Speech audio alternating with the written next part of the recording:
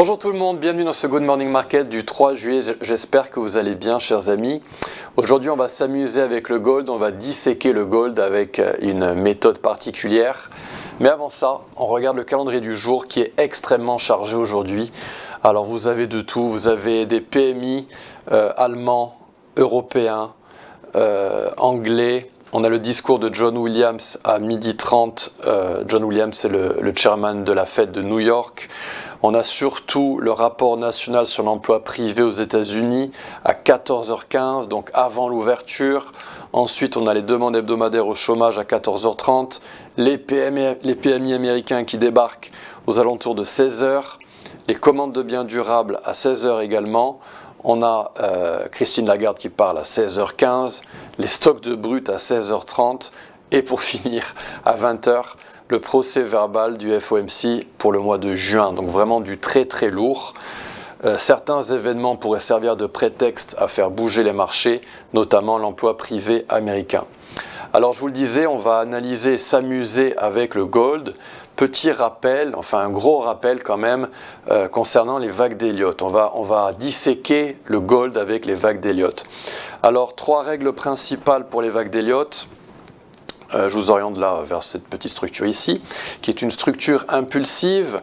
Règle numéro 1, la vague 2 ne doit jamais retracer plus de 100%. Règle numéro 2, la vague 3 ne doit jamais être la plus petite, jamais, jamais, jamais. Souvent, elle est très, très étendue et elle est souvent la plus grande. La vague 4, c'est la règle numéro 3, ne doit jamais entrer dans le territoire du top de la vague 1. Donc, on doit avoir une impulse, comme on dit en anglais, une structure impulsive bien équilibrée, comme suit. Généralement, la vague 2 retrace beaucoup. Elle va venir dans la Golden Zone.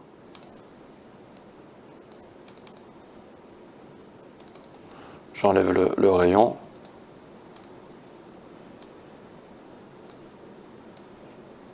Donc généralement, la vague 2 retrace beaucoup. Elle peut descendre jusqu'à la Golden Zone, voire même en dessous jusqu'au retracement des 78,6. Elle est assez profonde en termes de retracement et parfois même un peu violente. Voilà.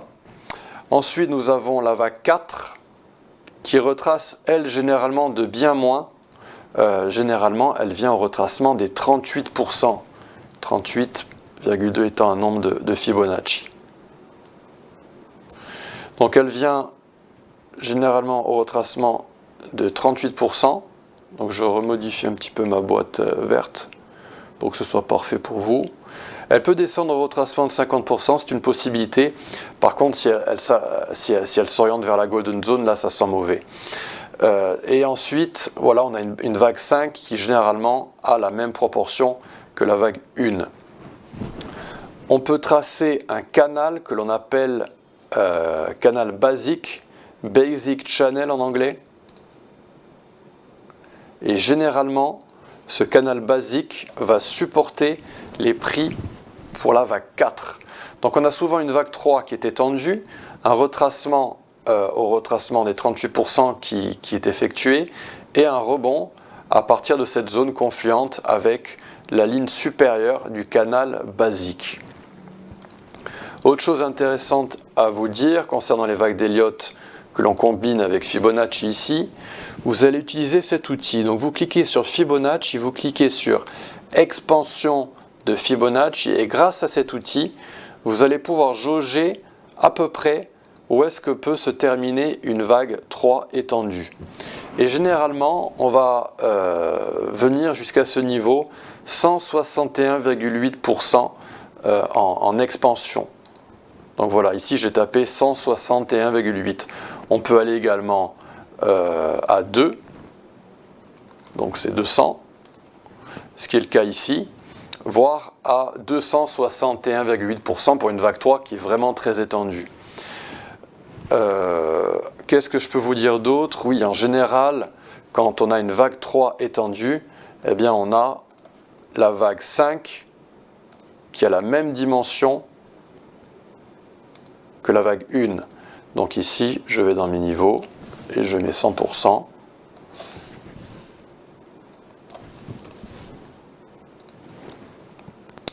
Et là, ça ne s'affiche pas. Je ne sais pas pourquoi on a un petit bug, parce qu'on n'est pas... Attendez.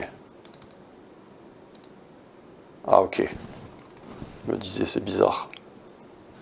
Et donc ici, par exemple, voilà, on a une vague 5 qui a la même proportion que la vague 1. Donc ces outils sont super intéressants et utiles dans cette petite case Fibonacci. Et qu'est-ce qu'on a donc dans le gold? Parce que c'est ça qui nous intéresse. Alors ici, dans le gold, je suis en période hebdomadaire.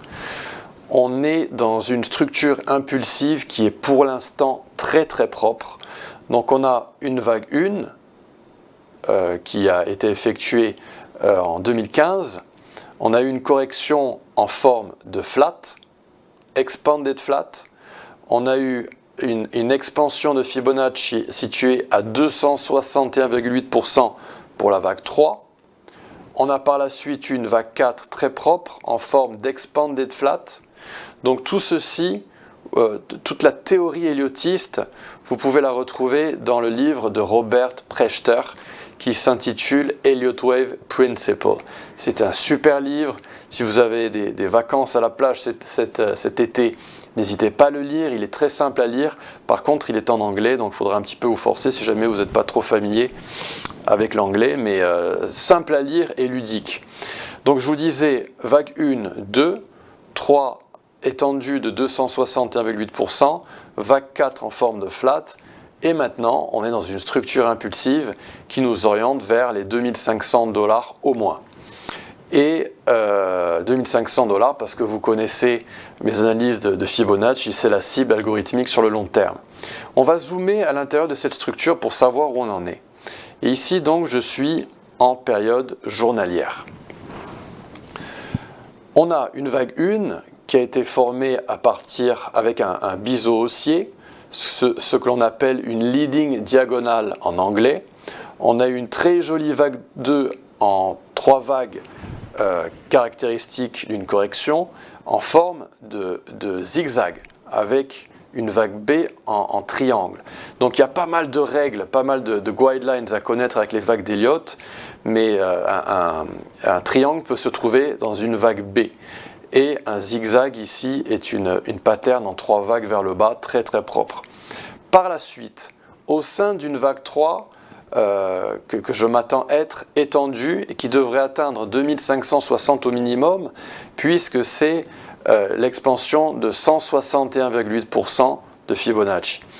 Eh bien, nous avons une vague 1, 2, 3, qui pourrait avoir la forme d'un triangle, et les vagues 4 ont souvent la forme triangulaire, avant de rebondir pour une vague 5, qui pourrait s'orienter donc vers les 2800 $ à ces environs. On pourrait aller dans des niveaux de Fibonacci pour l'expansion supérieure. Par la suite, nous aurions une vague 4 qui pourrait être matérialisée fin d'année, voire début d'année prochaine, avant une dernière vague 5 pour compléter cette magnifique structure impulsive en période hebdomadaire, peut-être aux alentours des 3000 $ l'once dans le gold. Donc là, les vagues d'Elliott, c'est une méthode qui requiert l'œil humain. Vous analysez, vous utilisez Fibonacci également, mais c'est une étude qui peut être en complément d'une analyse de l'architecture de Fibonacci que je vous montre chaque semaine. Les vagues d'Elliott peuvent être très puissantes, notamment dans les commodités, et je considère le gold faisant partie de cette catégorie. Vous pouvez également jouer beaucoup avec la géométrie et avec les canaux. Donc c'est vraiment une méthode très intéressante, et juste un dernier petit rappel pour comprendre comment fonctionnent les vagues d'Elliott. Ça demande un petit peu d'étude, mais lisez le livre de Robert Prechter, il est vraiment très très intéressant. Voilà, chers amis, on se donne rendez-vous demain pour une autre vidéo. Demain on analysera Airbus. À demain, au revoir.